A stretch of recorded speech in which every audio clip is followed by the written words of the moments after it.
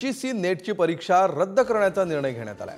परीक्षेत गैरव्यवहाराचं प्रकरण आहे आणि आता सीबीआय यामध्ये तपास करणार आहे। नीट परीक्षेत झालेल्या गोंधळानंतर केंद्र सरकारने सावध पवित्रा घेतलाय। जून सत्रातील यूजीसी नेट परीक्षा आता पुन्हा एकदा होणार आहे।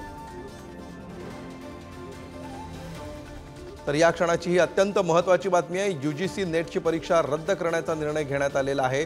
यूजीसी नेटची परीक्षा जी जून सत्रासाठी घेण्यात आलेली होती ती परीक्षा आता रद्द करण्यात आली आहे। या परीक्षेमध्ये गैरव्यवहार झाल्याचं प्रकरण आहे आणि या प्रकरणामध्ये आता सीबीआय कडून तपास केला जाणार आहे। त्यामुळे नीट परीक्षेत झालेल्या गोंधळानंतर आता यूजीसी परीक्षेबाबत केंद्र सरकारने अत्यंत सावध पवित्रा घेतल्याचं दिसतं आहे आणि त्याच पार्श्वभूमीवर ही परीक्षा रद्द करण्याचा निर्णय घेण्यात आला आहे।